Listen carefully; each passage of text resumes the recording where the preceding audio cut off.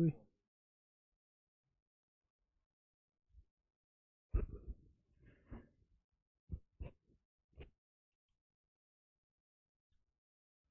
Hello friends, कैसा सब लोग। तो फ्रेंड्स, आज की वीडियो के अंदर हम बात करेंगे आपके एक ऐसे मनोवैज्ञानिक की जो आप लोग कोई भी टीचिंग का एग्जाम दे लीजिए उसके अंदर आपको देखने को मिल जाते हैं। आज इस मनोवैज्ञानिक को आज आपको मैं थोड़ा पढ़ाऊंगा, थोड़ा क्या मतलब बहुत डिटेल में आपको पढ़ाऊंगा, ठीक है। मेरे मुंह से देखने को ही मिलती है क्योंकि अभी क्लास में लेकर आया तो वही चीज देखने को मिल रही थी। आज मैं इसको आपको पढ़ाऊंगा डिटेल में, ठीक है। और आज आप लोग इसको ऐसा पढ़ोगे क्योंकि बहुत सी चीजें आप लोग इसके बारे में नहीं जानोगे जो कि आप लोगों ने आज से पहले शायद नहीं जानी होगी। बहुत सी चीजें आप लोग ऑलरेडी पहले से जानते होंगे जीन प्याजे के बारे में।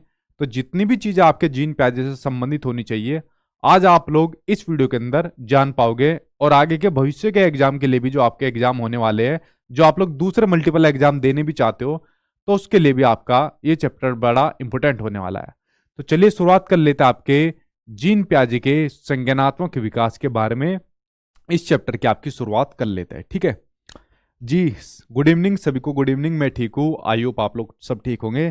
तो चलिए भाई चैप्टर की शुरुआत कर लेते हैं। आज आपके जीन प्याजे से इसकी शुरुआत कर लेते हैं, ठीक है। चलिए बात कर लेते हैं। बड़ा महत्वपूर्ण भाई आपका सिद्धांत है जीन प्याजे का। खुद जीन प्याजे बहुत आपके महत्वपूर्ण मनोवैज्ञानिक आपके हो गए, ठीक है। तो जीन प्याजे से आज आपकी शुरुआत करते हैं। और ऑलरेडी मुझे नहीं लगता कोई बच्चा ऐसा होगा जिन्होंने जीन प्याजे का नाम ना सुना हो या जीन प्याजे के बारे में ना जानता हो।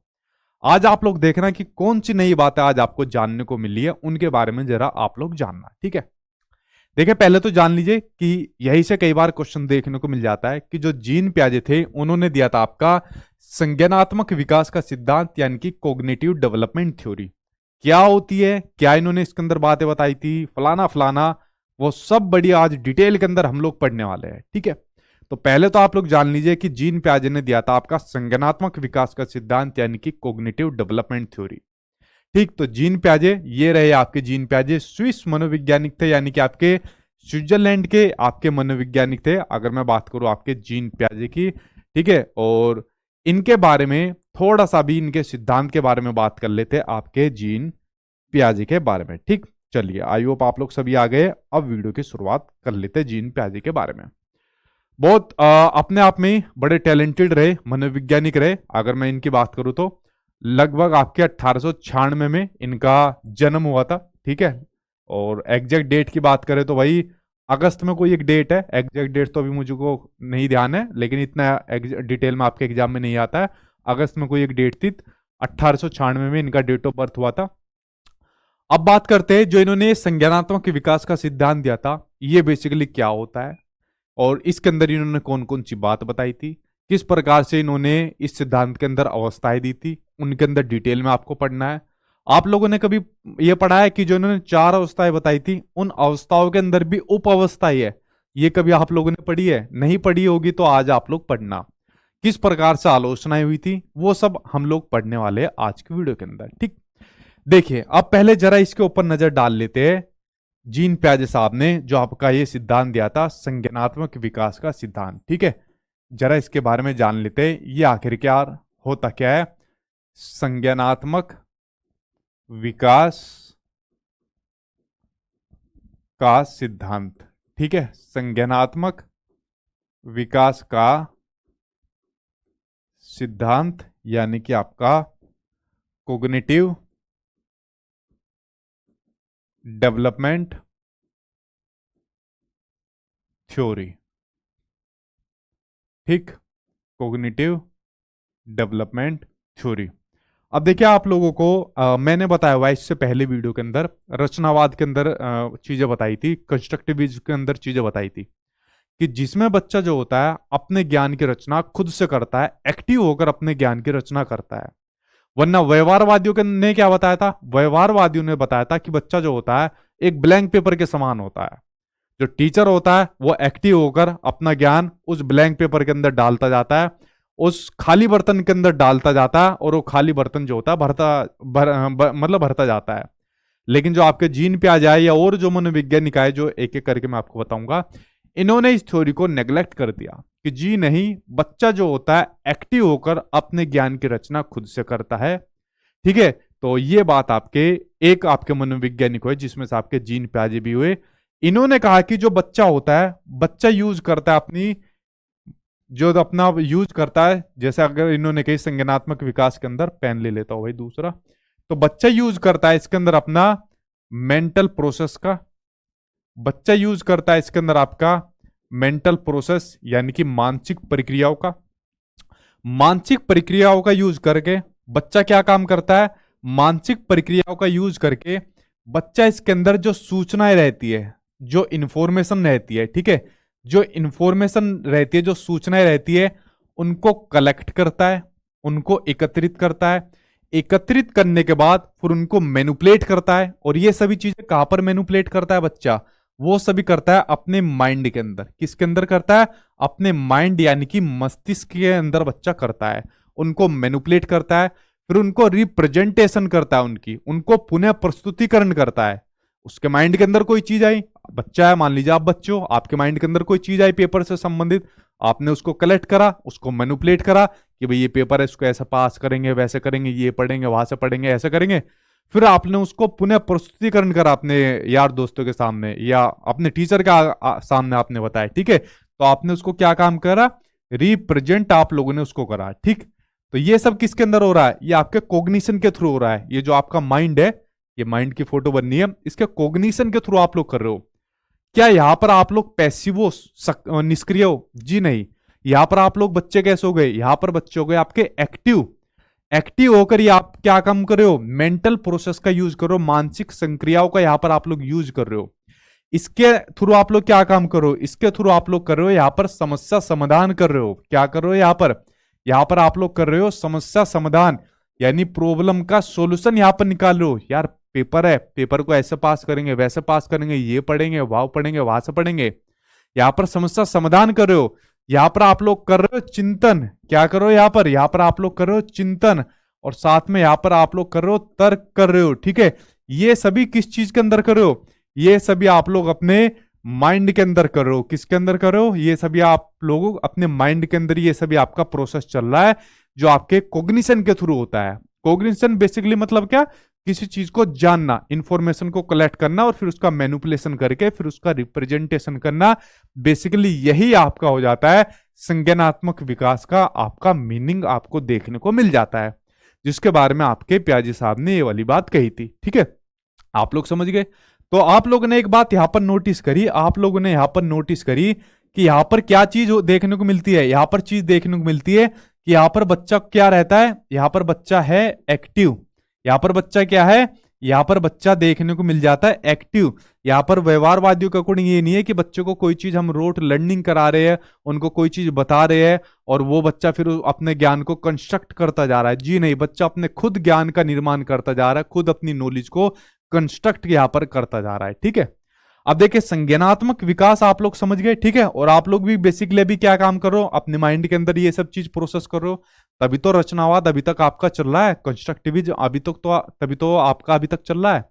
तो जो आपके जीन पियाजे थे, ठीक है, आपके क्या सभी के मतलब आपके जीन पियाजे थे, तो जीन पियाजे ने आपका जो संज्ञानात्मक विकास का सिद्धांत दिया था, तो ये आपका जो जीन पियाजे ने दिया था, तो इसके लिए फिर इन्होंने बहुत सारे एक्सपेरिमेंट करे और उन एक्सपेरिमेंट के लिए बेसिकली इनकी आलोचना भी हुई।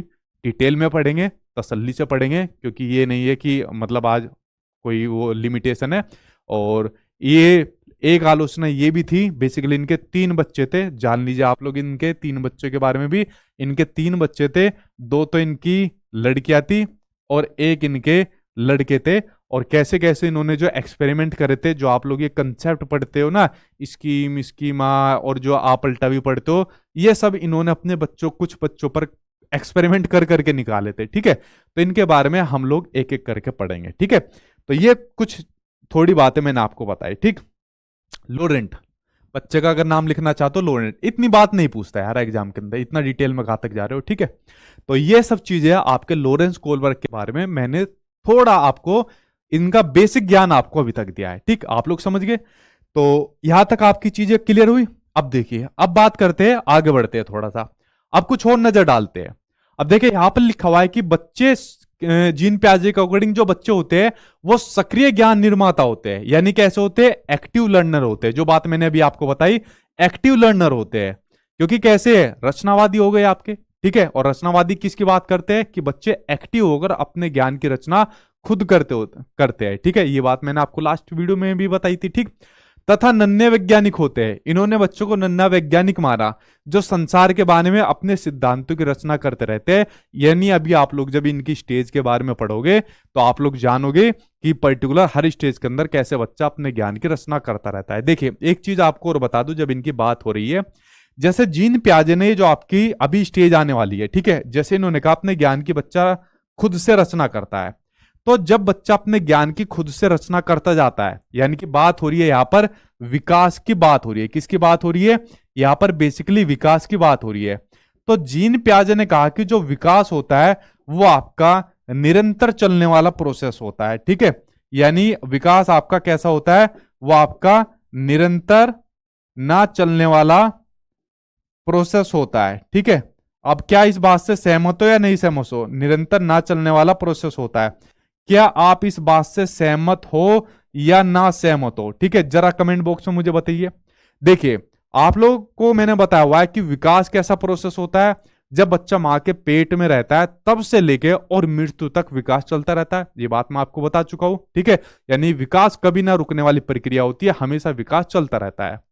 लेकिन जो आपके प्याजे हो गए, प्याजे के साथ और भी कुछ मनोवैज्ञानिक थे, इन्होंने कहा कि जो विकास होता है वो आपका स्टेज बाय स्टेज होता है, मतलब आपका अवस्थाओं के अकॉर्डिंग होता है, जो इन्होंने बताया था। तो विकास को इन्होंने आपका डिसकंटिन्यूअस प्रोसेस माना। कैसा प्रोसेस माना, विकास को इन्होंने आपका डिसकंटिन्यूअस आपका प्रोसेस माना, ठीक है। कैसा प्रोसेस माना, विकास को इन्होंने आपका डिसकंटिन्यूअस प्रोसेस माना, जो आपका स्टेज बाय स्टेज होता है, यानी कि आपका निरंतर चलने वाला प्रोसेस नहीं है, अवस्थाओं के अकॉर्डिंग चलता है। मान लीजिए किसी अवस्था के अंदर आपका विकास ज्यादा हो जाएगा, किसी अवस्था के अंदर विकास ज्यादा हो जाएगा। ये पेन दिखता नहीं है, दूसरा पेन चलाता हूं, एक सेकंड।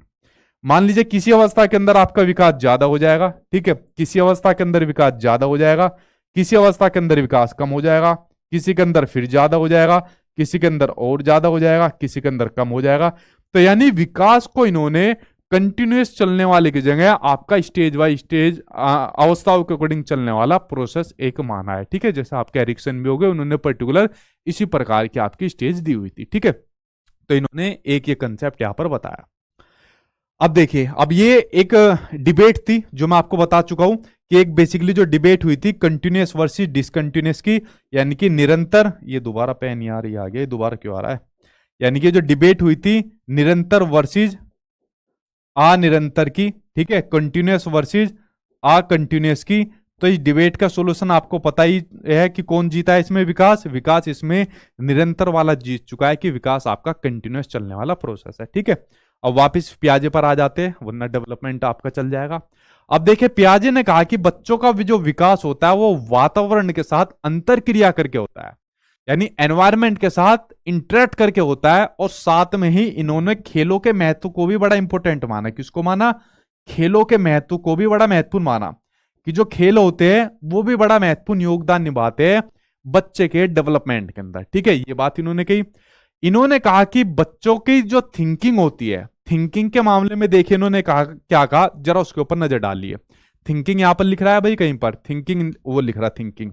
देखिए बच्चों के चिंतन के बारे में आपके प्याजे साहब ने लिखा कि जो बच्चों का जो चिंतन होता है और जो बड़ों का चिंतन होता है, तो बच्चों के चिंतन में जो बच्चों का चिंतन होता है और जो वयस्कों का चिंतन होता है उनमें अंतर होता है। और अंतर किस प्रकार से होता है, अंतर होता है प्रकार में, टाइप्स में अंतर होता है, ना कि मात्रा में। उसको जरा मैं आपको समझा देता हूं। देखिए कैसे अंतर होता है उसके ऊपर नजर डालना। देखो मात्रा में तो सेम होते हैं, क्वांटिटी में तो कैसे रहते हैं, मात्रा में तो आपके सेम रहते हैं, बराबर रहते हैं। अब यार छोटे बच्चे का दिमाग हो चाहे बड़े आदमी का दिमाग हो, चाहे आपका दिमाग हो, मेरा दिमाग हो, क्वांटिटी में तो लगभग सभी का सेम रहेगा ना, ठीक है। तो मात्रा में तो लगभग सभी का सेम रहता है, मेरा आपका चाहे किसी का भी लगभग दिमाग हो। हाँ अगर छोटे बच्चे का ज्यादा ही छोटे बच्चे का ले लेंगे तो एक बारी को समझ में आती है, लेकिन बच्चों का अगर बड़ों का देखा जाए तो लगभग क्वांटिटी में सेम देखने को मिलता है। लेकिन अगर मैं बात करूं टाइप्स की बात करूं, अगर मैं बात करूं यहां पर टाइप्स की बात करूं, प्रकार की बात करूं, तो प्रकार में आपका अलग होता है। ठीक है, प्रकार में कैसा होता है, प्रकार में आपका अलग देखने को मिलता है। कैसा देखने को मिलता है, प्रकार में अलग देखने को मिलता है। देखो, आपके सोचने का तरीका अलग है, मेरे भी सोचने का तरीका अलग है, छोटे बच्चे का सोचने का तरीका अलग है। छोटा बच्चा अलग तरीके से सोचता है, जो वयस्क होता है, बड़े होते हैं, वो अलग तरीके से सोचते हैं। यानी हम लोग अलग तरीके से सोचते हैं, छोटा बच्चा अलग तरीके से सोचता है। तो टाइप्स जो होता है, थिंकिंग के जो टाइप्स होते हैं, किसके, जो आपके चिंतन के जो टाइप्स होते हैं, वो अलग अलग होते हैं। क्वांटिटी में सेम हो सकते हैं, लेकिन सोचने का जो तरीका होता है ना चिंतन का, वो अलग अलग होता है। तो यहां पर पियाजी इस बात को कहते हैं कि जो आपका जो चिंतन होता है ना, वो चिंतन आपका अडल्ट से टाइप्स में अलग होता है, ना कि क्वांटिटी में। यानी कि क्वांटिटी में तो लगभग सेम होते हैं, लेकिन प्रकार में आपका एक जैसा होता है, जो आपके पियाजी साहब कहते हैं। आपके कमेंट थोड़े रुक गए, एक सेकंड रुको। अच्छा ठीक है भाई, यहां तक आप लोगों का क्लियर हुआ। चलिए अब आगे देखते हैं भाई। अब देखिए यहां पर इन्होंने पियाजी साहब की अगर मैं बात करूं, एक कंसेप्ट दिया था आपका एडेप्टेशन का। एडेप्टेशन का मतलब होता है एनवायरमेंट के अकॉर्डिंग खुद को ढालना। जब छोटा बच्चा होता है वो एनवायरमेंट के अकॉर्डिंग खुद को ढाल लेता है, तो आपका एडेप्टेशन होता है। जैसे आप लोग अगर एग्जाम के अकॉर्डिंग खुद को ढाल लेते हो, तो आपका एडेप्टेशन होता है। आप लोगों ने देख लिया भाई हमारा एग्जाम आ रहा है, एग्जाम के अकॉर्डिंग अब हमें तैयारी करनी है, तैयारी नहीं करी तो यार हम लोग पास नहीं हो पाएंगे। तो आप लोगों ने क्या काम करा, एनवायरमेंट के अकॉर्डिंग आप लोगों ने खुद को डाल लिया। तो ये इसको क्या क्या कहा जाएगा, इसको कहा जाता है एडेप्टेशन, यानी कि अनुकूलन। आप लोगों ने अनुकूल कर लिया अपने आप को एनवायरमेंट के, यानी वातावरण के अकॉर्डिंग आप लोगों ने अपने आप को अनुकूल कर लिया। यहां पर दो प्रोसेस देखने को मिलते हैं। ये दो प्रोसेस होते हैं बच्चों को भाषा सीखने के लिए। ठीक है, बच्चों को भाषा सिखाने के लिए या बच्चों को लैंग्वेज सीखने के लिए, भाषा सीखने के लिए दो प्रोसेस देखने को मिलते हैं। और वो दो प्रोसेस कौन से होते हैं, एक होता है एसिमिलेशन और एक होता है आपका इसका एकोमोडेशन। अब देखो, ये वातावरण के अंदर भी आपके देखने को मिलते हैं, सामंजस्य बैठाने के लिए भी और भाषा सिखाने के लिए भी आपके दो प्रोसेस देखने को मिलते हैं। एसिमिलेशन नाम भाई मेरे कहने से इनके इंग्लिश में याद करना, हिंदी के अंदर जाओगे तो बड़ी कंफ्यूजन हो जाएगी, बहुत अलग अलग नाम इनके हिंदी में दिए होते हैं। ठीक, एसिमिलेशन का मतलब होता है जब प्रीवियस नॉलेज को नई नॉलेज से कनेक्ट किया जाता है, यानी पूर्व ज्ञान को जब नए ज्ञान से जोड़ा जाता है तो होता है आपका एसिमिलेशन होता है। अब आप लोगों में से मैं चैलेंज देके कहता हूं, आप में से शायद ही कोई बच्चा होगा जिसने जीन प्याजे का नाम इससे पहले नहीं सुना होगा। तो यानी आप लोग इससे पहले जीन प्याजे के बारे में जरूर कुछ ना कुछ पढ़ा होगा। यानी जीन प्याजे के बारे में जो आप लोगों ने पहले पढ़ा है वो है आपका पूर्व ज्ञान, और जो आज की वीडियो के अंदर आप लोग पढ़ रहे हो तो ये है आज आपका क्या है, ये है नया ज्ञान। यानी यहां पर लिख देता हूं अपना नाम। ठीक है, तो जब पूर्व ज्ञान को आप लोग नए ज्ञान से जोड़ रहे हो तो ये हो जाएगा आपका एसिमिलेशन। ठीक है, ये एग्जाम्पल हो गया। यह एक एग्जाम्पल जो मैं पहले से देता आ रहा हूं यूट्यूब पर। ठीक है, यानी जब एक बच्चे ने पहले मान लीजिए किसी कुत्ते को देखा, कुत्ते को देखने के बाद उसने यहां पर अपना एक कंसेप्ट बैठा लिया कि हाँ भाई ये कुत्ता होता है, इसकी चार टांगे होती है, पूंछ होती है और भो भो ये करता है। तो इसने एक अपना ज्ञान माइंड के अंदर बैठा लिया, कंसेप्ट बैठा लिया। कुछ दिन के बाद इसने एक व्हाइट कलर का कुत्ता देखा, बच्चा कंफ्यूज हो गया, फिर इसको बताया गया कि भाई ये भी कुत्ता होता है। तो इसने कहा अच्छा, लेकिन इसकी भी चार टांगे, पूछे, भो भो कर रहा है, लेकिन ये तो व्हाइट है। तो उसको बताया गया कि भाई कुत्ते व्हाइट भी होते हैं, ब्लैक भी होते हैं, भूरे भी होते हैं। तो इसने क्या काम करा, पूर्व ज्ञान के साथ अपने नए ज्ञान के साथ क्या काम कर लिया, सामंजस्य बैठा लिया, यानी इसको जोड़ लिया। ठीक है, तो ये होता है आपका एसिमिलेशन होता है। ठीक, दोनों एग्जाम्पल है, दोनों में से कोई भी आप ले सकते हो। अगला आ जाता है आपका अकोमोडेशन आ जाता है। अकोमोडेशन आ जाता है जो आपका ये नया ज्ञान आया। ठीक है, पूर्व ज्ञान कह लो या इसको कह लो, जो आप लोगों का ये नया ज्ञान आया। नया ज्ञान मतलब यहां पर जो आप लोगों ने कंसेप्ट बैठा लिया कि भाई डॉगी जो है वो काला, भूरा, गोरा कैसा भी हो सकता है, या आप लोग जो नए ज्ञान यहां पर सीख गए जीन प्याजे के बारे में, जब आप लोग यहां पर सीख गए, जो मैं आज की वीडियो के अंदर आपको बता रहा हूं, उसके बाद क्या हुआ, आप लोग किसी और एग्जाम में बैठे, या आप लोगों को मैंने कुछ ऐसे क्वेश्चन आंसर प्रैक्टिस करा दिए जो और डिफरेंट डिफरेंट एग्जाम में पूछे गए थे।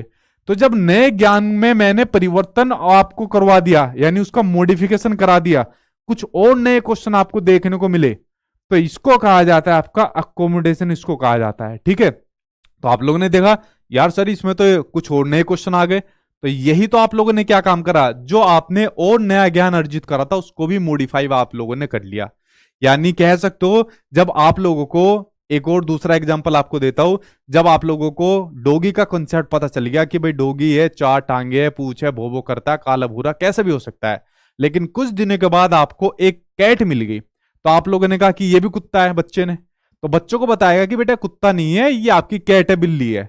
ठीक है, तो फिर बच्चों को जाके पता चला कि जरूरी नहीं है जिसकी चार टांगे हो, जिसकी पूंछ हो, जिसकी मूछे हो, वो कुत्ता ही होगा, बिल्ली भी हो सकती है, वो शेर भी हो सकता है, कुछ भी हो सकता है। ठीक है, तो यहां पर बच्चे ने अपने नए ज्ञान को मॉडिफाई कर लिया। ठीक है, तो ये आपका अकोमोडेशन होता है। ठीक है, दो कंसेप्ट हो गए। अब देखिए, अब यहां पर एक होता है इक्विलिब्रेशन और एक होता है आपका डिस इक्विलिब्रेशन। ठीक है, एक होता है इक्विलिब्रेशन और एक होता है डिस इक्विलिब्रेशन। इन दो के बारे में समझना, दो के बारे में सिंपल सा आपको समझना है, जब एसिमिलेशन और आपका एकोमोडेशन के बीच में बैलेंस बन जाए, संतुलन बन जाए, तालमेल बैठ जाए, तो हो जाएगा आपका इक्विलिब्रेशन। ठीक है, यानी जो आपका नया ज्ञान था, एसिमिलेशन था, और जो आपका एकोमोडेशन था, उन दोनों के बीच में जब आपका संतुलन बन जाए, यानी जब आप लोग आज की क्लास के अंदर जीनी प्याजे पढ़ लोगे और जब नए क्वेश्चन आपको करवाए जाए और उनके बीच में आप बैलेंस बना लो, या जो नए डॉगी के बारे में बच्चों को पता लग जाए और जब उसके सामने कैट आ जाए और उनके बीच में बच्चा बैलेंस बनाना शुरू कर जाए, तो समझ लेना वो संतुलन बैठाना उसने शुरू कर दिया, तालमेल बैठाना उसने शुरू कर दिया, तो उसको इक्विलिब्रेशन कहा जाएगा। अगर उसने संतुलन नहीं बैठाया, अगर उसने वो संतुलन इनके बीच में नहीं बैठाया, वो नए वाले क्वेश्चन नहीं कर पाया आज की क्लास लेने के बावजूद भी, तो पहले तो मेरे हाथों पिटेगा वो और दूसरी बात, उसको कहा जाएगा डिस इक्विलिब्रेशन, उसको कहा जाएगा, क्या कहा जाएगा, डिस इक्विलिब्रेशन, फिर उसको कहा जाएगा। ठीक है, तो ये दो प्रोसेस होते हैं इक्विलिब्रेशन के और आपके डिस इक्विलिब्रेशन के, दो प्रोसेस आपके होते हैं। ठीक है, आगे देखते हैं। सेम आपके दो भाई साहब और देखने को मिले, स्कीम और स्कीमा। ठीक है, स्कीम और स्कीमा। अब क्या होगा सर, कौन सी स्कीम आ गई, अब देखो कौन सी स्कीम आ गई, स्कीम की और स्कीमा की, देखो कौन कौन सी है, इनके ऊपर एक बार नजर डाल लेते हैं। ठीक है, हाँ ठीक है, अब देखिए इसके ऊपर नजर डालते हैं, स्कीम और स्कीमा के ऊपर नजर डालते हैं। देखो स्कीम पर भी बेसिकली इन्होंने जो एक्सपेरिमेंट करा था अपने बच्चे के ऊपर कर दिया, जो बच्चा था इनका, लड़का था एक लोरेंट नाम का अपने बच्चे को ऊपर कौन एक्सपेरिमेंट करता है भाई। ठीक है, तो वहां से इन्होंने एक कंसेप्ट निकाला स्कीम का।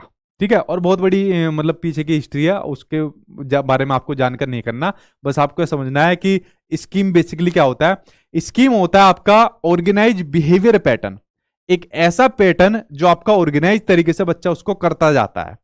जैसे मैं आपको बताता हूं, जैसे आप लोग हो, आप लोग क्या काम करते हो, आप लोग अपना जब क्लास आपको लेनी होती है, आप लोग अरे सचिन सर की क्लास आने वाली, जल्दी से मोबाइल खोलो, एप्लीकेशन खोलो, जल्दी से उसके अंदर अपना जो भी अपना नंबर डालते हो उसको चलाओ और क्लास चालू, और उसको देखना शुरू कर देते हो, जो भी आपको बनाना होता है वो आप लोग बना लेते हो। तो आप लोग कैसे कर रहे हो, एक ऑर्गेनाइज तरीके से अपना जो आपका व्यवहार है उसके पैटर्न को यहां पर आप लोग फॉलो करते हो, ये हो जाता है आपका स्कीम, ये हो जाता है। छोटा बच्चा भी सेम इसी तरीके से करता है। छोटे बच्चों को मान लीजिए अपनी वो बाइसिकल चलानी है, छोटी सी साइकिल होती है, उसको अपने घर में रखा हुआ है, तो छोटा बच्चा जाता है, जैसे हमारे घर में हमारे भांजे भांजे आए हुए, तो छोटा बच्चा जाता है, रूम खोलता है, अपनी साइकिल निकालता है, घर के बाहर जाता है, छोटे छोटे पैर से चलाता हुआ अपनी साइकिल लेकर चले जाता है। ठीक है, उसको ये चीज पता होती है। तो ये क्या होता है, ये होता है आपका स्कीम होता है, मतलब एक ऑर्गेनाइज तरीके से उसको वो अपना जो व्यवहार होता है उस पैटर्न को रिपीट करता रहता है। ठीक है, तो ऐसे ही प्याजे साहब इतने फेमस नहीं हुए, ठीक है, जो अपने बच्चों के ऊपर एक्सपेरिमेंट करे, दुनिया भर की तो इन्होंने किताब लिख दी थी। ठीक है, कम एज के अंदर इन्होंने इतनी किताबें लिखी हुई थी, क्या बताया आपको। ठीक है, अगला होता है स्कीमा। ठीक है, अब देखिए स्कीमा क्या होती है। स्कीमा बेसिकली जो हम अपने माइंड के अंदर, अब ये जो कॉग्निशन के अंदर जो जितनी चीज हमारे माइंड के अंदर चलती रहती है, जैसे मैंने कहा प्रॉब्लम सॉल्विंग चलती है, रीजनिंग चलती है, चिंतन चलता है, इनका यूज करके जब हम किसी के प्रति कोई कंसेप्ट बना लेते हैं, जैसे मान लीजिए आप लोगों ने कुछ कंसेप्ट बनाया हुआ है, मेरे प्रति बनाया हुआ है, फैमिली के प्रति, किसी और के प्रति बनाया हुआ है, या अपने एग्जाम के प्रति आप लोगों ने कंसेप्ट बनाया हुआ है। ठीक है, जो भी आपका एग्जाम हो, कि भाई इस एग्जाम को हम लोग पास करेंगे और इस तरीके से ऐसे ऐसे हम लोग इसको पास करेंगे। ठीक है, तो एक कंसेप्ट आप लोगों ने बनाया हुआ है और सचिन सर की क्लास देखेंगे और फिर इस तरीके से हम इसको पास करेंगे। तो ये क्या बनाया हुआ है, ये कंसेप्ट आप लोगों ने बनाया हुआ है अपने माइंड के अंदर। तो एक धारणा जो आप लोग बनाते हो माइंड के अंदर अपने कॉग्निशन का यूज करके, ये बेसिकली आपका स्कीमा होती है, ठीक है। अब बेसिकली जो स्कीमाएं बनती है आप लोगों के माइंड के अंदर, बहुत सारी स्कीमाएं होती है, दुनिया भर की स्कीमाएं होती है, ठीक है। अब ये स्कीमाएं जो होती है, जो स्कीमा होती है, ठीक है, ये स्कीमा बेसिकली बाय बर्थ होती है। जन्म से ही आप लोगों ने पता नहीं दुनिया भर के कितने कंसेप्ट बना रखे हैं, और किस किस के बारे में कंसेप्ट बना रखे हैं, हमने आपने सभी ने बना रखे हैं। तो ये बाय बर्थ होते हैं जो हम लोग कंसेप्ट बनाते हैं, और मरने तक कंसेप्ट बनाते रहेंगे हर किसी के प्रति, ठीक है। बताओ किस किस के प्रति धारणाएं बनाते हैं, किस किस के प्रति कंसेप्ट नहीं बनाते, हर किसी के प्रति बनाते हैं, ठीक है। तो कैसी होती है ये आपकी मतलब जन्मजात होती है, बाय बर्थ होती है, इसको साथ में कर लेना। ये कैसी होती है स्कीमा, बाय बर्थ होती है, जन्मजात होती है, जो हम ये जन्म से ही स्कीमाएं बनाते हैं, ठीक है, मतलब एक कंसेप्ट बनाते हैं, ठीक। आगे देखते हैं, अगला है ऑर्गेनाइजेशन। देखिए ऑर्गेनाइजेशन में क्या होता है, जो हम अपने माइंड के अंदर स्कीमा ये बनाते रहते हैं, इस स्कीमाओं को एक ऑर्गेनाइज तरीके से, एक पैटर्न के रूप में लगाना, एक पैटर्न के रूप में ऑर्गेनाइज तरीके से लगाना, ये आपका ऑर्गेनाइजेशन कहलाता है। देखिए कैसा है, आप लोगों ने स्कीमा बना लिया। स्कीमा कैसे बना लिया कि भाई हमको बनना है मास्टर, मास्टराइन बनना है। तो आप लोगों ने पहले अपना टीचिंग ट्रेनिंग कोर्स कर लिया, ठीक है। टीचिंग ट्रेनिंग कोर्स के अंदर जो भी XYZ आप लोगों ने करा, बीएड करा, डीएलएड करा, जो भी आप लोगों ने करा, तो टीचिंग ट्रेनिंग कोर्स करने के बाद फिर आप लोगों ने अपना सीटेट का एग्जाम करा, ठीक है, कि भाई सीटेट का एग्जाम पास करेंगे, फिर उसके बाद अपना इसके बाद मेन एग्जाम होगा, फिर आप लोग पहुंच गए अपना DSSB वगैरह के एग्जाम पर आप लोग पहुंच गए, XYZ जिस पर भी आप लोग पहुंच गए। उसके बाद फिर आप लोग क्या किसके ओर पहुंच गए, फिर आप लोगों की लग गई जॉब, आप लोग बन गए टीचर, आप लोग बन गए, ठीक है। तो इस प्रकार से आप लोगों के माइंड में ये स्कीमा बने हुए कि इस तरीके से ऐसे ऐसे करके हम लोगों की गवर्नमेंट जॉब लगेगी।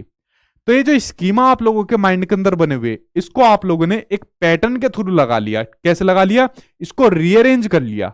ऐसा तो नहीं है कि टीचिंग ट्रेनिंग कोर्स करने के बाद सीधे टीचर बन जाओगे, ऐसा तो नहीं है, ऐसा तो स्कीमा माइंड के अंदर नहीं लगा है। तो इसको आप लोगों ने, स्कीमा जो आप लोगों ने माइंड के अंदर बनाई, इसको आप लोगों ने रीअरेंज करा। क्या काम करा, इनको आप लोगों ने रीअरेंज करा, पुनर्व्यवस्थित करा, जो माइंड के अंदर इधर उधर पड़ी हुई थी। कोई चीज इधर पड़ी है, कोई चीज इधर है। जब एग्जाम नजदीक आता है, एग्जाम नजदीक आने के बाद एक सब्जेक्ट कान के पास पड़ा होता है, दूसरा सब्जेक्ट यहां पड़ा होता है, तीसरा यहां पड़ा होता है, चौथा पीछे पड़ा होता है। तो एग्जाम जब नजदीक आता है, उन सारे जितने भी सब्जेक्ट होते हैं उन सभी को एक जगह पर लेकर आ जाते हो, ठीक है। फिर उनको रीअरेंज करते हो आप लोग, जब एग्जाम हॉल में पेपर देते हो कि भाई इस तरीके से करना है, इस तरीके से करना है। अगर सारे के सारे इस तरीके से पढ़े रहेंगे ना तो आपका दिमाग घूम जाएगा, ठीक है। तो तब आप लोग क्या काम करते हो, रीअरेंज करते हो ना सभी सब्जेक्ट को एक साथ में। तो ये क्या काम करते हो आप इनको ऑर्गेनाइज करते हो, स्कीमाओं को क्या काम करते हो, आप इनको ऑर्गेनाइज करते हो, ठीक है। तो यहां तक आपके हो गए ये जो कुछ कंसेप्ट इन्होंने बताए थे। अब देखिए जीन पियाजे ने जो अपना ये विकास दिया था, तो इस विकास के लिए बेसिकली इन्होंने स्टेजेस दी थी, 4 स्टेज दी थी इन्होंने, 4 अवस्थाएं दी थी कि जो बच्चे का जो विकास होता है, ठीक है, जो बच्चे का विकास होता है पर्टिकुलर इन अवस्थाओं के अंदर होता है, ठीक है। बच्चे का जो विकास होता है ये इन 4 अवस्थाओं से होकर गुजरता है।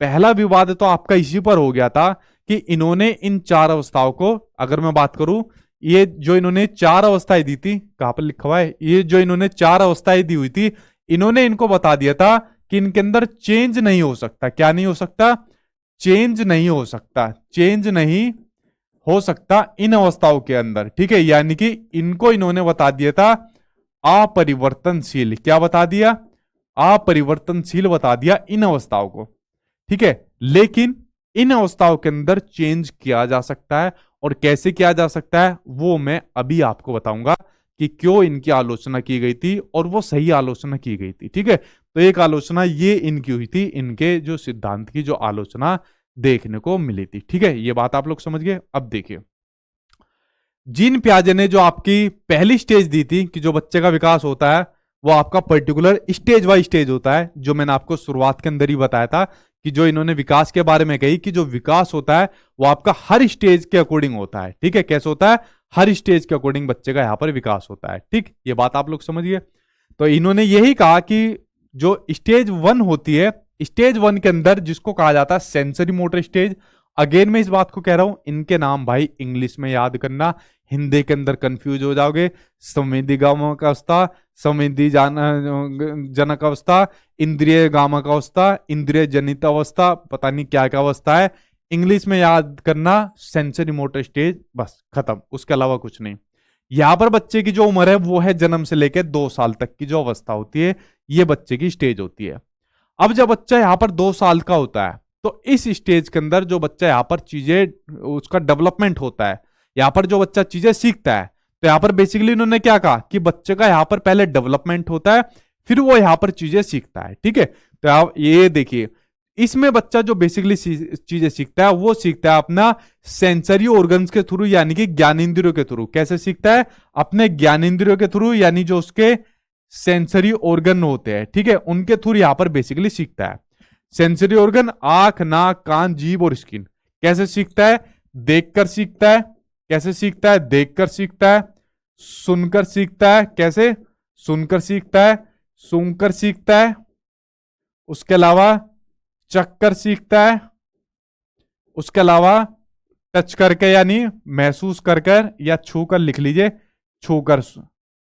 ठीक है, इसके माध्यम से बच्चा यहां पर चीजें सीखता है। ठीक है, ये वाली जो पहली अवस्था है इसके अंदर ये चीज इन्होंने यहां पर बताई। अब जो ये पहली आपकी स्टेज है ना, इसकी भी आपकी सब स्टेज होती है। ठीक है, इसकी आपकी सब स्टेज होती है, उन सब स्टेज के बारे में आप लोग पढ़िए। ठीक है, आई थिंक आप लोगों ने, बहुत से बच्चे ऐसे होंगे सब स्टेज के बारे में अभी तक कुछ पढ़ा ही नहीं होगा आज से पहले कि सब स्टेज भी होती है। ठीक है, तो पढ़ लीजिए आपके मतलब, और अगर आप लोग कोई भी एग्जाम देना चाहते हो तो सब स्टेज भी कभी कभी टीचिंग एग्जाम में देखने को मिल जाती है। तो देखिए सब स्टेज भी होती है आपकी। ठीक है, सब स्टेज में जो पहली स्टेज है आपकी रिफ्लेक्स एक्शन। ठीक है, यानी कि जिसमें बच्चा प्रतिवर्ती क्रियाएं करता है, या कह सकते हो इसमें अनैच्छिक क्रियाएं भी इसके अंदर करता है। क्या काम करता है? अनैच्छिक क्रियाएं भी बच्चा इसके अंदर करता है। क्या काम करता है? अनैच्छिक क्रियाएं भी। देखिए पहले मैं आपको बताता हूं, जो रिफ्लेक्स एक्शन बच्चा करता है जब बच्चा होता है लगभग आपका 30 दिन का रहता है। 30 दिन का जब बच्चा इसके अंदर लगभग रहता है तो बच्चा कुछ ग्रिपिंग करता है, सकिंग करता है, जैसे मान लीजिए जैसे माँ का दूध पीता है, ब्रेस्ट फीडिंग करता है। ठीक है, या कुछ निप्पल वगैरह का यूज करके उसके माध्यम से चीजें करता है। तो इस प्रकार से कुछ रिफ्लेक्सिव एक्शन बच्चा करता है। ठीक है, तो जो रिफ्लेक्सिव एक्शन करता है वो बेसिकली बच्चा इस स्टेज के अंदर करता है। अनैच्छिक क्रियाएं बच्चा करना शुरू कर देता है, जो उसके माइंड द्वारा कंट्रोल नहीं होती है वो बच्चा अनैच्छिक क्रियाएं इस स्टेज के अंदर बच्चा करना शुरू कर देता है। अगली आपकी प्राइमरी सर्कुलेशन और सर्कुलर रिएक्शन, आपकी सर्कुलेशन कह दो, सर्कुलर कह रहा हूं, सर्कुलर रिएक्शन।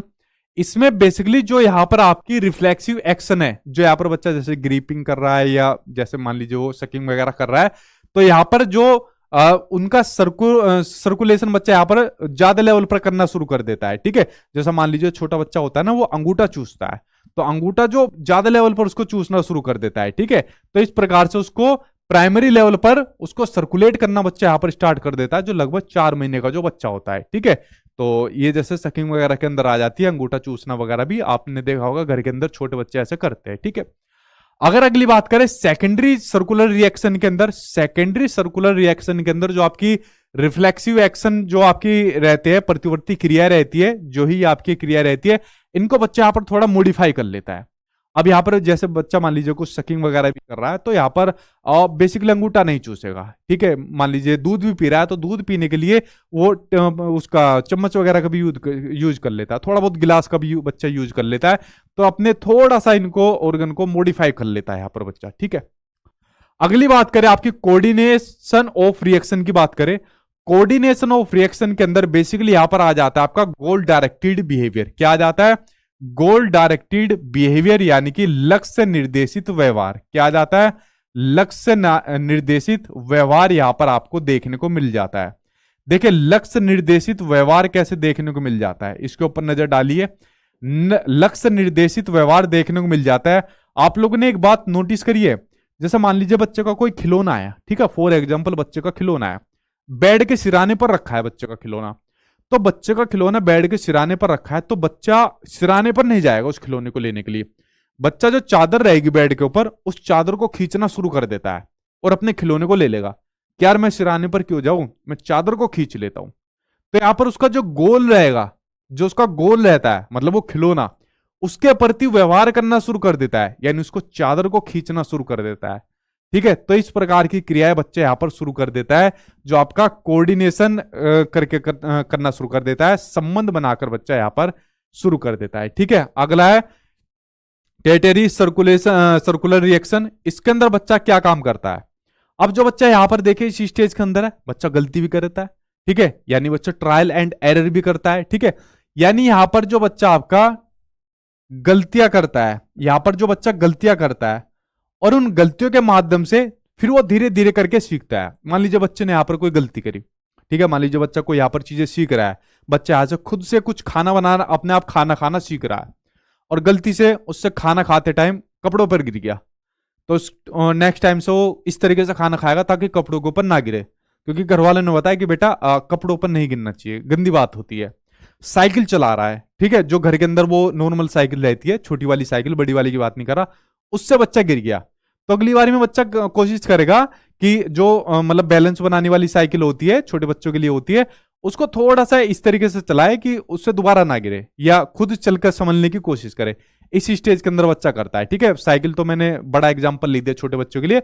अगर चलने की कोशिश करता है, सबसे अप्रोप्रिएट आंसर आएगा चलने की कोशिश करता है बैलेंस बनाकर, तो यहां पर बच्चा कोशिश करता है नेक्स्ट टाइम में मैं खड़ा होकर बिल्कुल बैलेंस बनाकर चलूं, इनफैक्ट सीढ़ियों पर भी बैलेंस बनाकर चलूं यहां पर। ठीक है, तो ये बच्चा करता है इस वाली स्टेज के अंदर। अगली है अर्ली रिप्रेजेंटेशन थॉट। यहां पर बच्चे के अंदर जल्दी में जो रिप्रेजेंटेशन थॉट आ जाते हैं, यानी कह सकते हो ऑब्जेक्ट परमानेंस आ जाते हैं, यानी कि वस्तु स्थायित्व का गुण बच्चे के अंदर विकसित होना शुरू हो जाता है। किसका?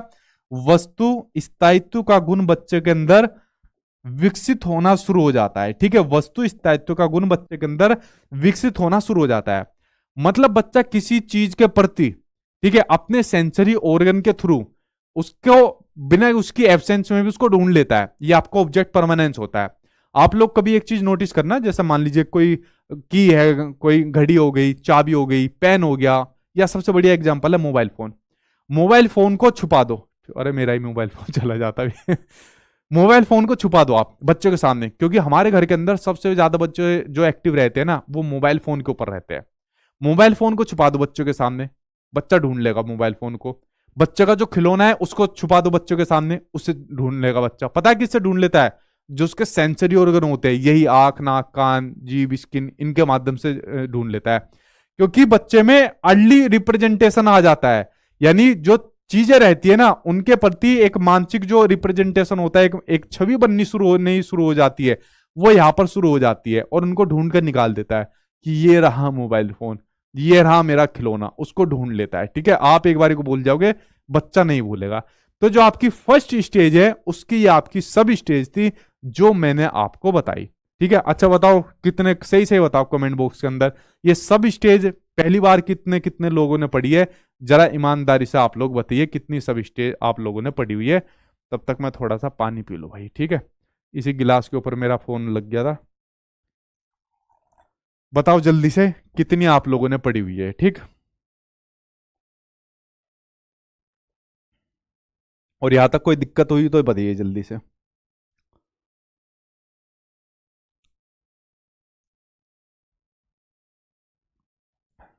सर हमारा सीडीपी बहुत कमजोर है। कोई बात नहीं, आप क्लास लेते रहिए, हो जाएगा आपका। ठीक है, ठीक है, चलो मैं अगली स्टेज के ऊपर चलूं। हाँ मेरा तबीयत ठीक है ठीक है, कोई दिक्कत तो नहीं है यहां तक? ठीक है, वेरी गुड।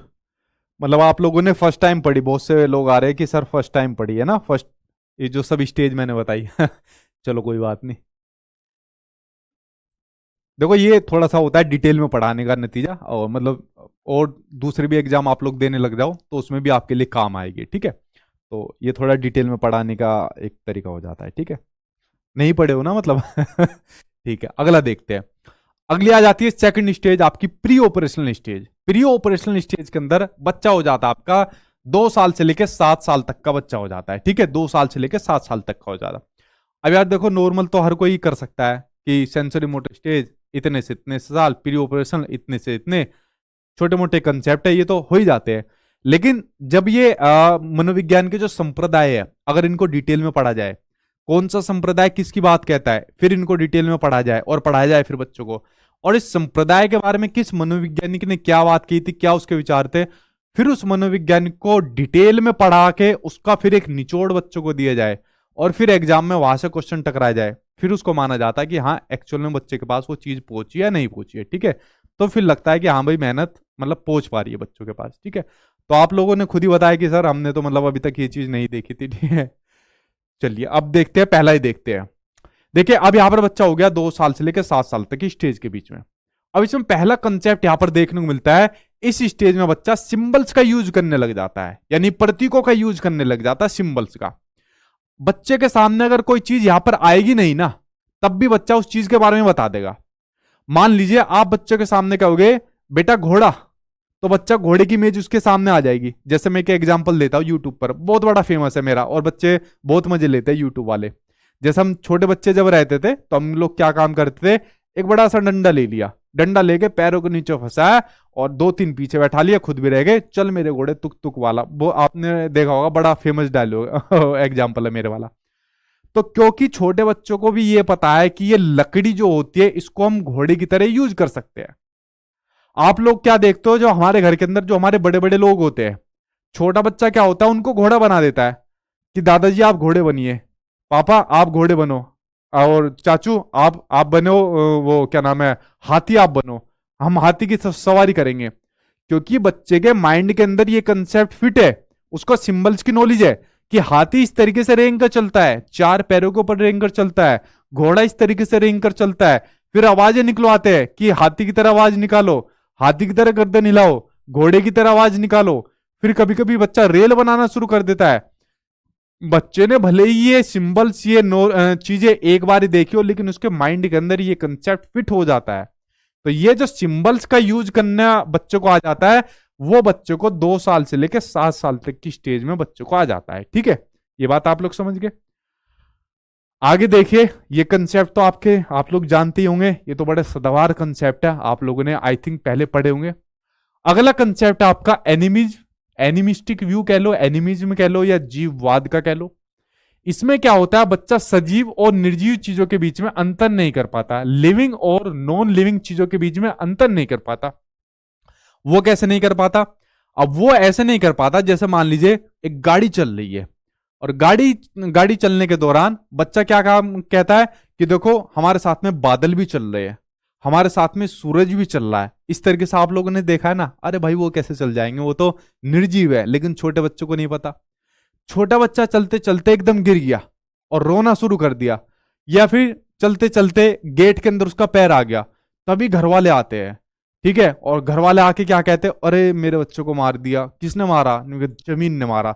तभी जमीन में 2-3 पैर मारते हैं, हाथ मारते हैं, तूने मेरे बच्चों को कैसे मारा। बच्चा चुप हो जाता है, या बच्चा कहता है और मारो मम्मी से, पापा और मारो उसे, तो तभी 2-4 और मारना शुरू कर देते हैं, तो बच्चा चुप हो जाता है फिर। ठीक है, अब बच्चों को क्या पता कि वो जमीन वो दरवाजा आपका क्या है, वो आपका निर्जीव है, बट बच्चों को इसके बारे में नहीं पता भाई आपका।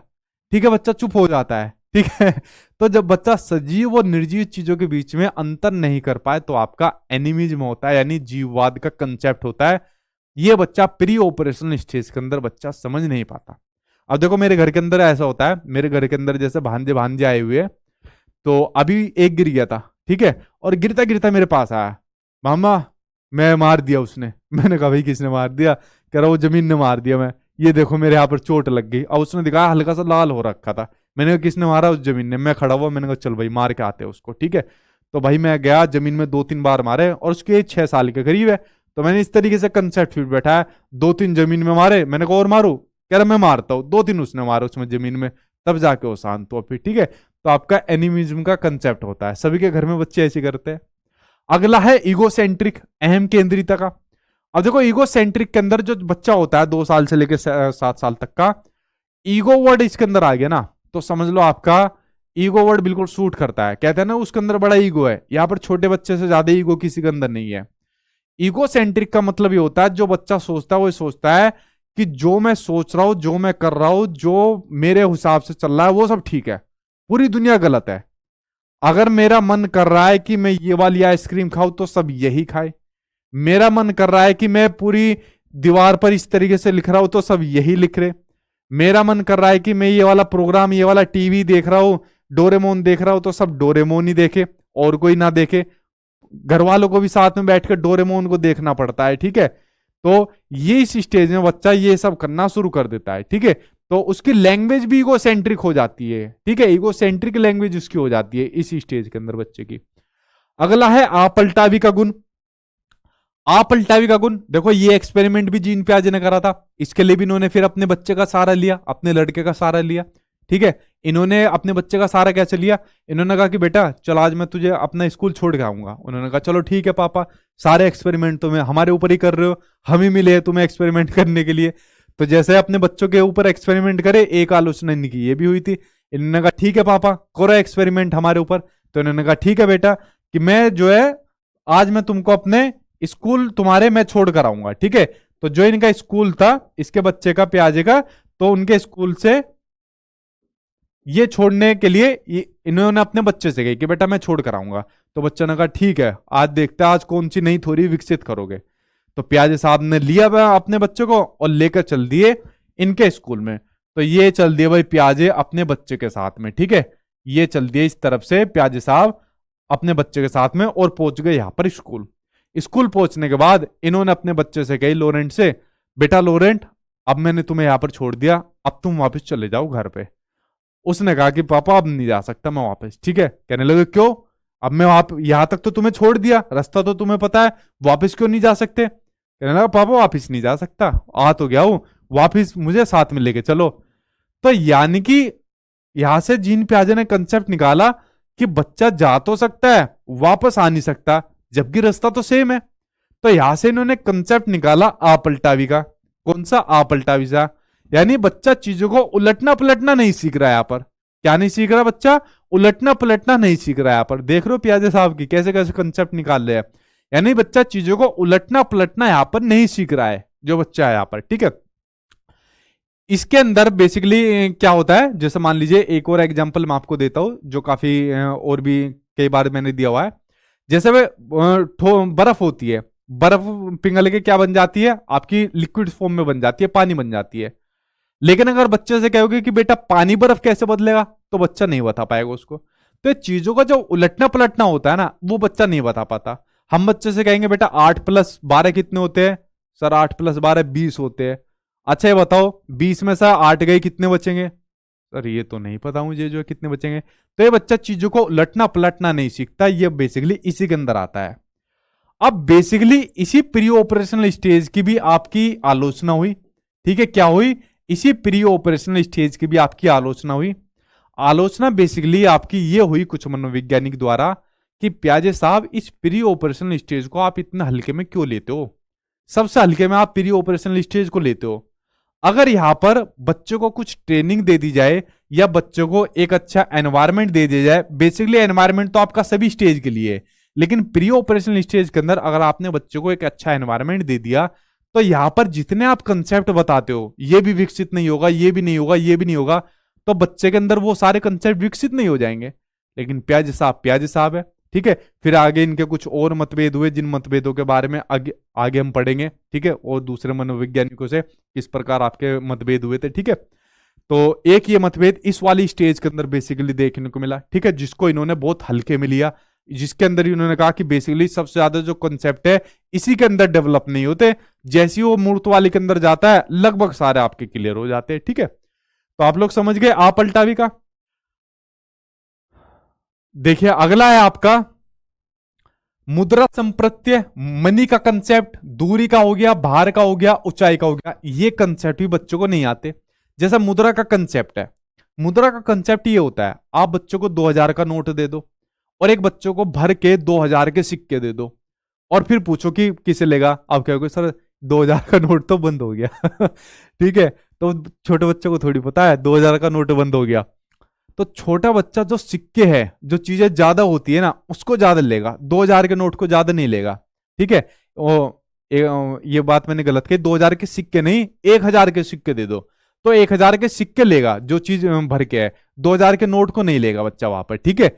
तो बच्चा बेसिकली मुद्रा के कंसेप्ट को नहीं समझ रहा कि 2000 के वैल्यू की ज्यादा वैल्यू है, ना कि 1000 के सिक्कों का जो ढेर लग रहा है उसकी वैल्यू ज्यादा है। बट बच्चा चीजें जो ज्यादा दिखती है ना उसको यहां पर ज्यादा लेता है, ठीक है। इसी प्रकार से उसको वेट का भी ज्यादा कंसेप्ट नहीं पता होता। रुई ज्यादा बड़ी दिखती है उसको ज्यादा समझता है, ठीक है। और थोड़ा सा भी अगर वेट किसी और चीज का ज्यादा लगता है, दिखने में कम रहती है, उसको कम समझता है। इसी प्रकार से हाइट वगैरह कभी नहीं लगता उसको। अभी एक आपका सीरिएशन का कंसेप्ट आएगा, ठीक है, अभी आपको बताता हूं। देखिए अगला आ गया आपका सेंट्रेशन का। सेंट्रेशन का मतलब होता है जब हम किसी पर्टिकुलर किसी एक चीज की एक विशेषता पर ध्यान दे तो आपका सेंट्रेशन होता है। जैसे फॉर एग्जाम्पल अगर मैं इस मोबाइल की सिर्फ एक विशेषता पर ध्यान दूं कि इससे सिर्फ मैं कॉल करने का काम कर सकता हूं तो आपका सेंट्रेशन होता है। सेम उसी प्रकार से प्याजे ने भी कहा कि बच्चा जो होता है इसी स्टेज के अंदर सेंट्रेशन का गुण उसके अंदर रहता है, मतलब सिर्फ किसी चीज की एक ही विशेषता पर ध्यान देता है और ज्यादा विशेषता पर ध्यान नहीं देता। अरे भाई आप तो प्री ऑपरेशनल स्टेज की बात कर रहे हो आज की डेट के अंदर, यानी 2 साल से लेकर 7 साल तक के बच्चे की बात करो। 7 साल तक का बच्चा पूरे फोन को खोल कर रख देगा इसे, ठीक है। मतलब खाली फोन सुनने के अलावा नहीं, इसके अलावा इसमें गेम खेल लेगा, इसके अलावा यूट्यूब चला लेगा, दुनिया भर की चीजें कर लेगा आज की डेट के अंदर। इसलिए तो मैंने कहा, इसलिए तो आलोचना की गई, इसलिए मैं आपको आलोचना अलग से नहीं पढ़ा रहा, इसलिए मैं आपको जो कंसेप्ट समझाता जा रहा हूं ना, इसी कंसेप्ट के अंदर ही मैं आपको चीजें समझाता जा रहा हूं ताकि आपको अच्छे तरीके से समझ में आ जाए। वरना अलग से लिखवाता समझ में नहीं आती, साथ के साथ बताता जा रहा हूं समझ में आ जाएगी। तो आप लोग समझ गए क्यों आलोचना हुई। अगर आपको आज की डेट के अंदर आपके घर में 7 साल का बच्चा होगा, उसको फोन का सिर्फ एक तरीका पता होगा? जी नहीं, उसको कई सारे फोन के तरीके पते होंगे। तो सेंट्रेशन के अंदर इन्होंने कहा कि सिर्फ एक विशेषता पर ध्यान देता है बच्चा, जबकि ये बात गलत है। बच्चा कई चीजों पर ध्यान देता है आज की डेट के अंदर, जो आपका डिसेंट्रेशन होता है, ठीक है। तो वो क्या होता है? वो होता है आपका डिसेंट्रेशन होता है, यानी कि आपका विकेंद्रीकरण होता है। क्या होता है आपका? डिसेंट्रेशन यानी कि विकेंद्रीकरण होता है जब बच्चा एक से ज्यादा विशेषताओं पर ध्यान दे। सेंट्रेशन जब आपका बच्चा सिर्फ एक विशेषता पर ध्यान दे एक समय में, और विकेंद्रीकरण एक से ज्यादा विशेषताओं पर आपका ध्यान दे, ठीक है। अगला होता है कंजर्वेशन यानी कि संरक्षण। 2 गिलास आपको दिख रहे हैं, इसी से आपको आइडिया लग जाएगा कंजर्वेशन का। कंजर्वेशन का मतलब होता है जब हम किन्हीं चीजों की शेप और साइज में अंतर कर दे, बट उनके अंदर जो क्वांटिटी है वो हम सेम रखे। अब हमको बच्चों को जूस देना है, पानी तो बच्चे पी नहीं से देने से रहे। अगर हमको कुछ एक्सपेरिमेंट कराना है, इनके अंदर आप जूस डाल दो, ठीक है, कोई भी जूस डाल दो, इनके अंदर फ्रूटी डाल दो, फ्रूटी के नाम पे एकदम बच्चे कूदेंगे। घर के अंदर करके देखना।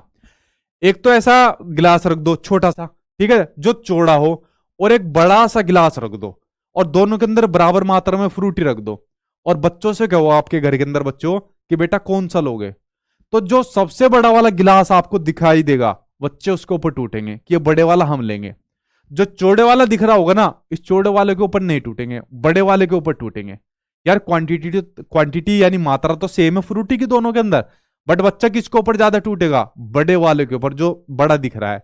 यानी शेप और साइज में तो हमने अंतर कर दिया, लेकिन क्वांटिटी सेम रखने के बावजूद भी बच्चा इस कंसेप्ट को यहां पर समझ नहीं पा रहा है।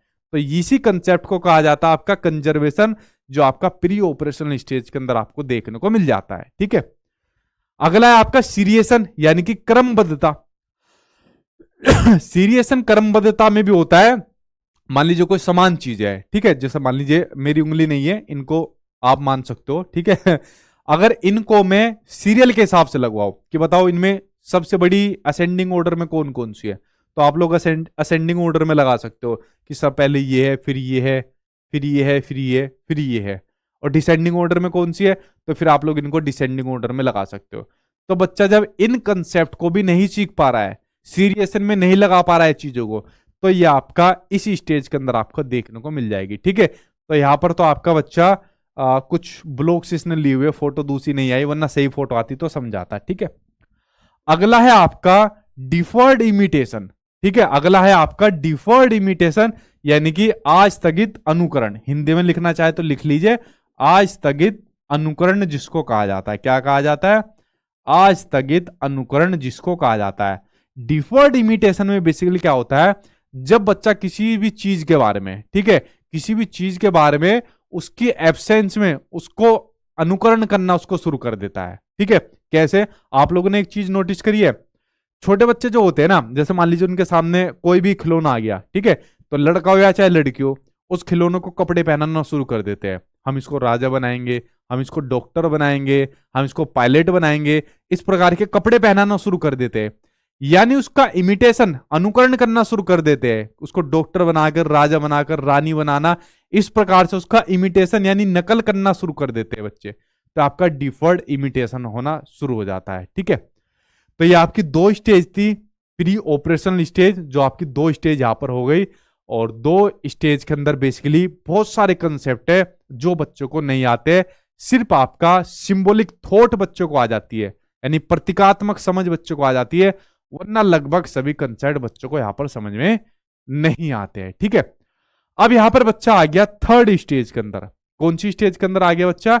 अब बच्चा यहां पर आ गया आपका थर्ड स्टेज के अंदर, यहां पर बच्चा आ गया थर्ड स्टेज के अंदर। बच्चा यहां पर 7 साल से लेके 11 साल तक का बच्चा आ गया। कितने साल तक का बच्चा है? 11 साल तक का बच्चा आपका मूर्त संक्रियात्मक अवस्था के अंदर। कौन सा? कॉन्क्रीट स्टेज के अंदर, यानी मूर्त संक्रियात्मक अवस्था। मूर्त का मतलब क्या होता है? जिन चीजों को हम देख सकते हैं, पकड़ सकते हैं, छू सकते हैं। तो मूर्त संक्रियात्मक अवस्था के अंदर बेसिकली बच्चा क्या काम करना शुरू कर देता है? चिंतन करना शुरू कर देता है। कहां है भाई? चिंतन करना शुरू कर देता है, यानी थिंकिंग करना स्टार्ट कर देता है। बट ध्यान से सुनना मेरी बात को, जो बच्चा यहां पर चिंतन करना शुरू कर देता है, उन्हीं चीजों के सामने चिंतन करता है जो उनको दिखती है, जिनको पकड़ सकता है। जैसा आपको मैं दिख रहा हूं, मेरे बारे में चिंतन कर सकता है। आपके यहां पर अगर कोई बच्चा है 11 साल तक का, 11 साल तक का अगर कोई बच्चा है, तो ठीक है, तो सिर्फ देखकर या पकड़कर, छूकर उन चीजों का चिंतन यहां पर बच्चा कर सकता है। 7 साल से लेकर 11 साल तक का जो बच्चा होता है, ठीक।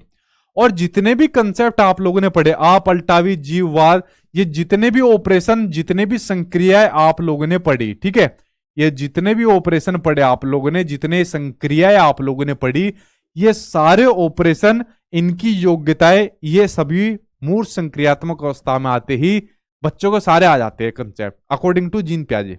हमारे अकॉर्डिंग तो बहुत सारे उसी में आ जाएंगे, लेकिन जीन पियाजे के अकॉर्डिंग या ये सारे कंसेप्ट इस स्टेज के अंदर बच्चे को आ जाते हैं। ये आपके जीन पियाजे का इसके अंदर मानना था, ठीक। ये बात आप लोग समझ गए। इसी के अंदर एक देखने को मिलता है आगमनात्मक तर्कना, हाइपोथेटिकल इंडक्टिव थिंकिंग, ठीक है। इसमें लगाओ इंडक्टिव, इसमें लगाओ इंडक्टिव थिंकिंग। कौन सा? इंडक्टिव थिंकिंग लगाओ इसके अंदर, ठीक है। इसके अंदर लगाओ आपको इंडक्टिव थिंकिंग। इसके अंदर इंडक्टिव थिंकिंग बच्चे के अंदर आनी शुरू हो जाती है, यानी बच्चा उदाहरणों पर तर्क करना स्टार्ट करना शुरू कर देता है। कोई भी बच्चा होगा 11 साल तक का, उसको सबसे पहले हम एग्जाम्पल देंगे, और एग्जाम्पल पर फिर हम उसको तर्क की ओर बढ़ाना शुरू करेंगे। हमने कोई भी एग्जाम्पल बच्चों को दिया, ठीक है, कोई भी, जैसे मान लीजिए हम बच्चों को पढ़ा रहे हैं प्लैनेट्स के बारे में पढ़ा रहे हैं, या बच्चों को मान लीजिए हम किसी ग्रह के इसके बारे में पढ़ा रहे हैं, ईवीएस के अंदर कोई टॉपिक है उसके बारे में पढ़ा रहे हैं, जानवरों के बारे में पढ़ा रहे हैं, तो पहले जानवरों के बारे में कुछ एग्जाम्पल देंगे, ठीक है। आसपास के, बेटा आपके आसपास में बहुत सारे जानवर है, तो कुछ एग्जाम्पल देंगे, फिर एग्जाम्पल के ऊपर हम उसको तर्क करने के लिए देंगे, और तर्क करके फिर हम उसको नियमों की ओर लेकर जाएंगे, जो आपका इंडक्टिव मेथड भी कहता है कि उदाहरण से नियमों की ओर। किसकी ओर? उदाहरण से नियमों की ओर कहता है, ठीक है। तो ये आपका इंडक्टिव थिंकिंग की ओर लेकर जाता है, जो उदाहरण से तर्क करने की ओर लेकर जाता है, मूर्त संक्रियात्मक अवस्था के अंदर, कॉन्क्रीट ऑपरेशनल स्टेज के अंदर, ठीक है।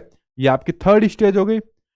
फोर्थ स्टेज आ जाती है आपकी, लास्ट स्टेज, जो है आपकी फॉर्मल ऑपरेशनल स्टेज। कौन सी?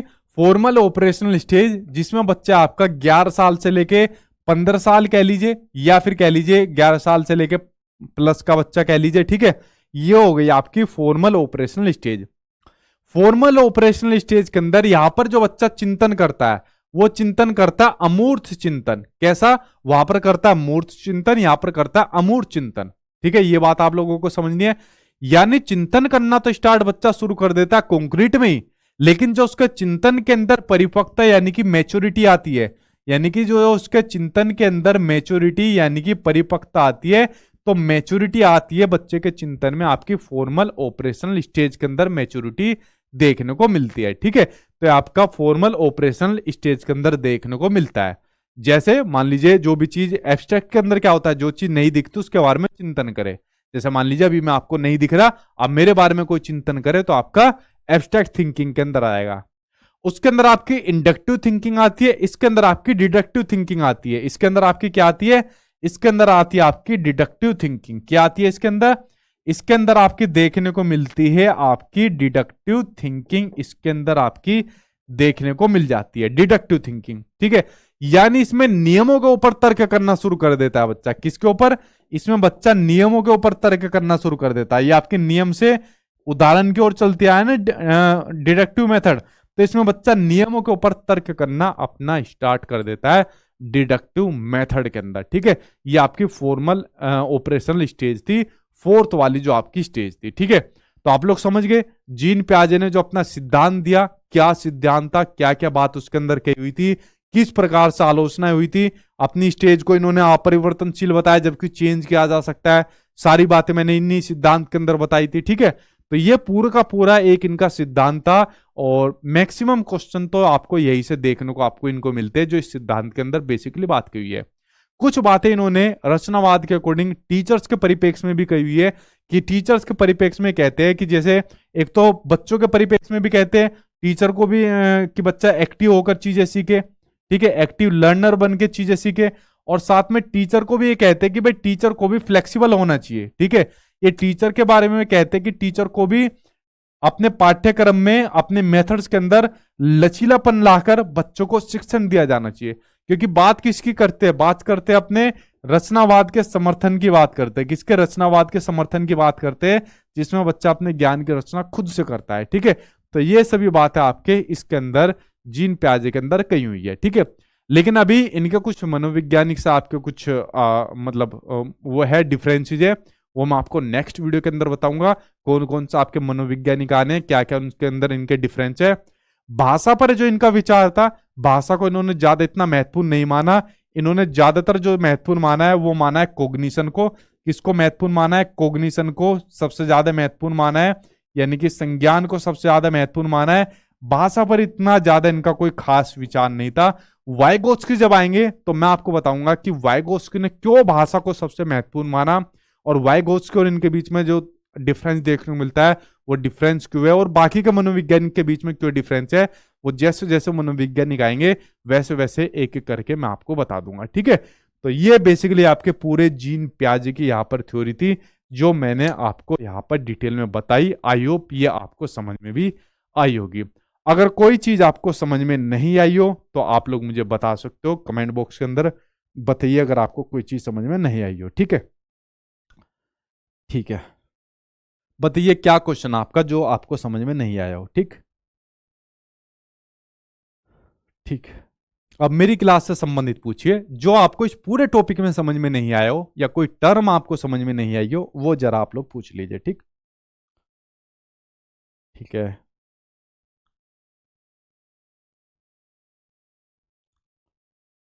ठीक है।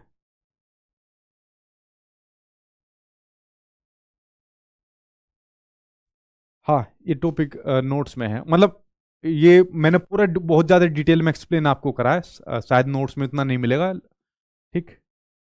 नोट्स क्या है, और उसमें प्रीवियस क्वेश्चन में भी आपके क्वेश्चन डले हुए हैं, ठीक। और पूछे आपका।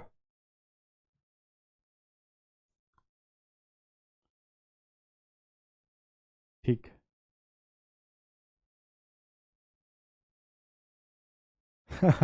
फंडा क्लियर है। ठीक है।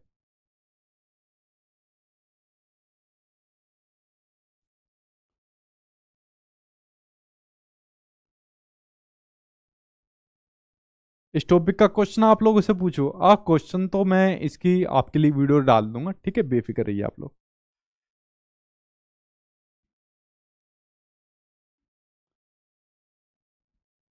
डिडक्टिव में, हाँ, इसमें नियम पहले होगा। जो आपकी डिडक्टिव थिंकिंग है इसमें नियमों के ऊपर बच्चा तर्क करना शुरू कर देता है। मैंने नियम ही तो बताया था। ठीक है।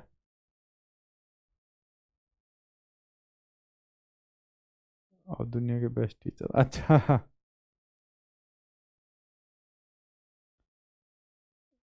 अब मान टीचर है आपका, समझ नहीं आएगा तो किसका आएगा? अच्छा अच्छा, ठीक है भाई। ठीक है।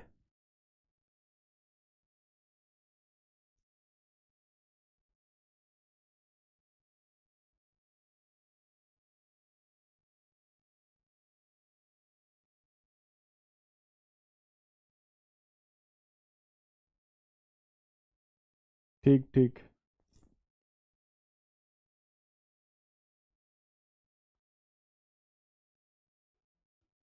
ठीक है भाई।